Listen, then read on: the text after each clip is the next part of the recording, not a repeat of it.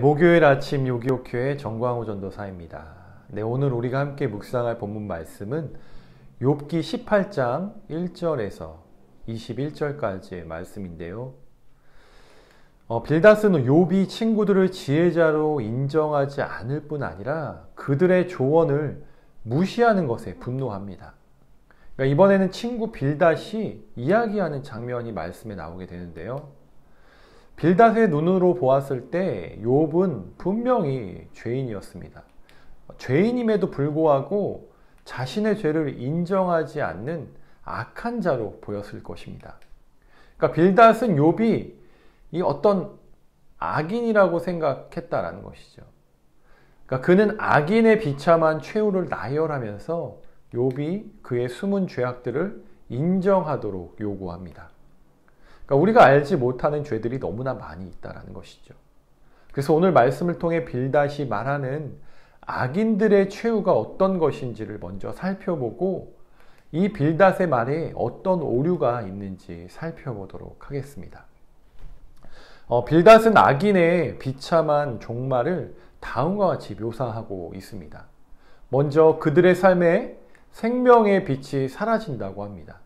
하나님께서 악한 자들의 삶이 번성하도록 허락하지 않을 것이기에 그들의 삶은 생명력을 잃고 모든 활기는 사라지게 될 것이라 말합니다. 그러니까 그들이 자기의 지혜로 아무리 회복해 보려고 해도 올가미에 걸려 그들의 삶은 더욱더 피폐해질 것이라 이야기하죠. 친구들은 욥의 태도에 대해서 불쾌한 감정을 강하게 드러내고 있는데요.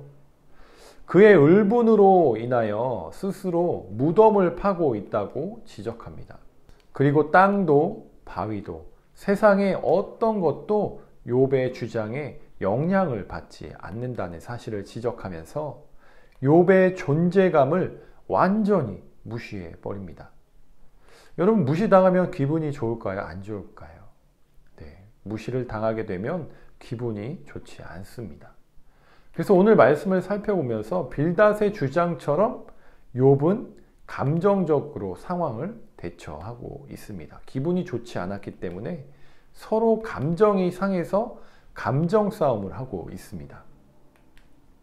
감정과 감정이 격돌하면 서로를 거침없이 비난하고 싸우게 되듯이 현재 상황이 격앙되어 있는 상황인 것을 보여줍니다. 욥은 하나님께서 정직하고 위롭다고 인정한 사람이었습니다. 그러나 아무리 욥이 위로운 사람이라고 해도 그가 당하는 고난을 통해 그는 악인임을 말해주고 있는데요.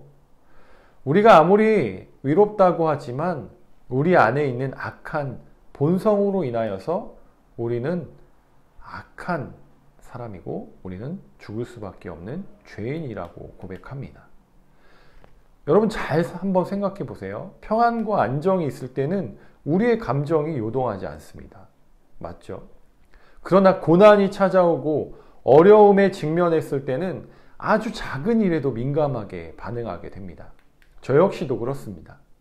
잠잠한 바다는 고요하지만 폭풍이 치고 거센 파도가 밀려오는 바다는 험난하듯이 말입니다. 때로는 우리의 인생이 어둠으로 가득할 때도 있습니다.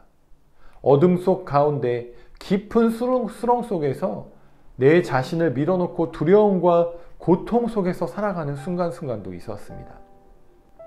빌닷은 악인의 인생은 어둠으로 가득하다.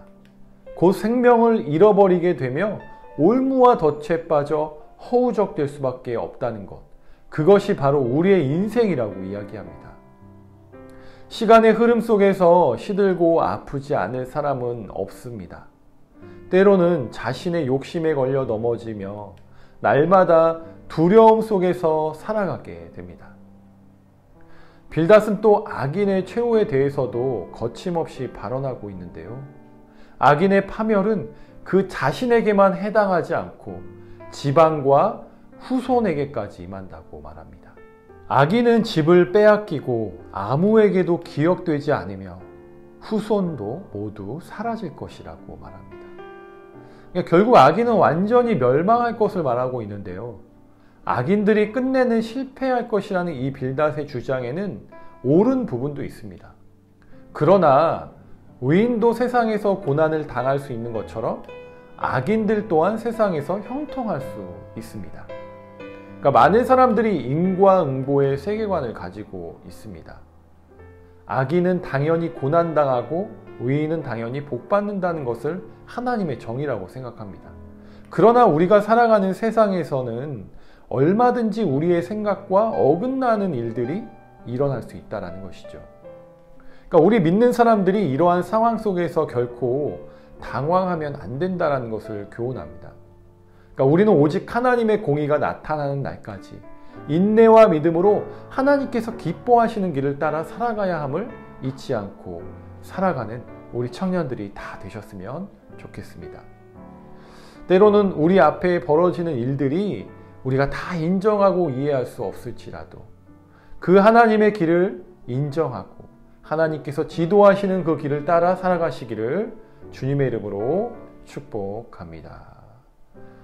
네, 오늘 하루도 잘 지내시고요. 또 다음 주 수요일 날 뵙도록 하겠습니다. 네, 요하.